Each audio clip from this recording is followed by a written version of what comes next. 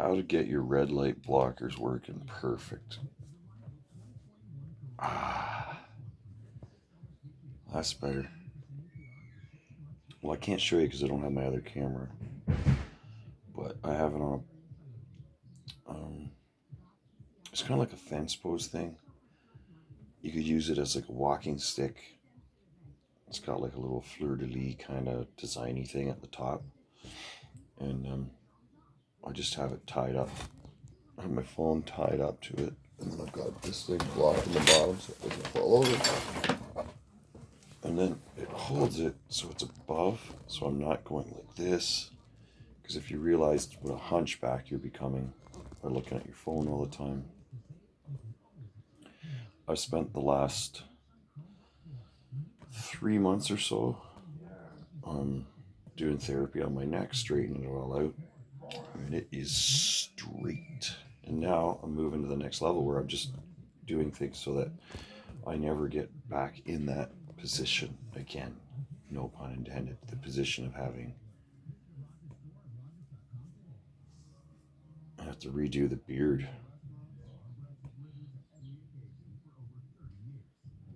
Yeah, see, I did it looking straight on in the mirror.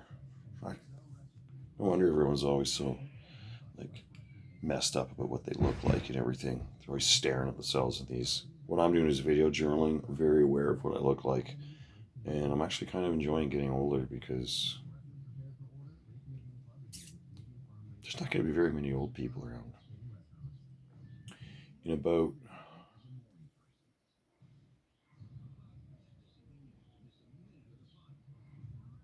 wow, I'm like 75. There's going to be a whole bunch of people that are born in this general time, and they're all going to be dead.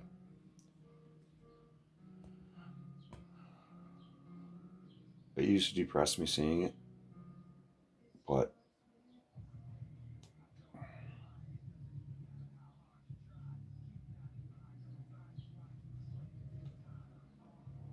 it's going to be a good thing.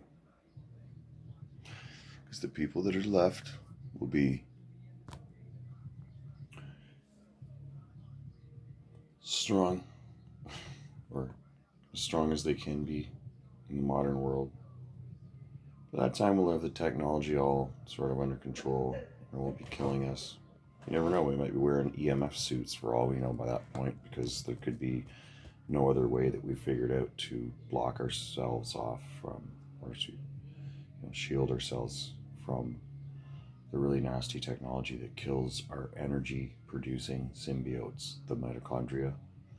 So that's why I'm always hesitant now giving advice to people, because most of the time I do this thing that I call back checking.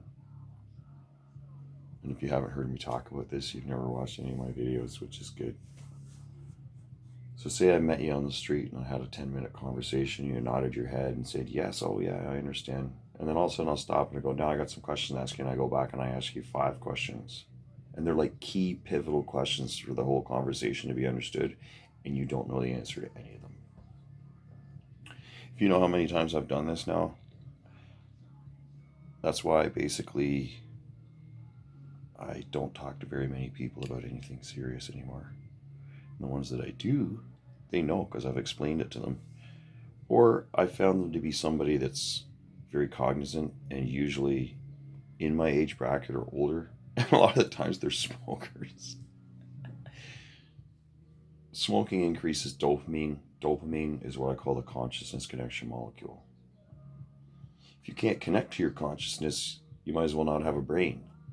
Your brain isn't you. If you think that this little like 9 or 10 pound piece of meat is you, you don't know anything about modern science. Like nothing. Zero. Or you're one of those people that is so far gone down some rabbit hole of bullshit that you've read from 1 or 2 people, instead of going and collecting a whole bunch of information from a whole bunch of people and then singling out the ones that you have done actual real world studies on and said, this works. I did this one thing and my life did this. I don't say my life. I did this one thing and my brain function did this. And I did this one thing and then all of a sudden nobody could understand me, which means I went to a higher level. I mean, it's that simple. When people tell you to slow down and they can't understand you, it's because their brain can't process what you're saying. Doesn't mean anything except that. A VIC-20 will have a lot of problems keeping up with a 386SX, Microsoft, whatever. The VIC-20 will run a lot longer though. So there's a lot of people that you consider like dummies out there and people that just do basic stuff and live their life. They're usually the ones that live a long time because high brain power people, if you don't do a lot of things that are necessary, you can also burn yourself out quickly. It's usually the physical body that burns out. The mind being you, the brain is the thing that the body protects the most. You could have no knees, you can be in a wheelchair, you can still think. Look at Mr. Hawking, who we consider one of the smartest people to ever live. Rest his soul, he's not here anymore. What?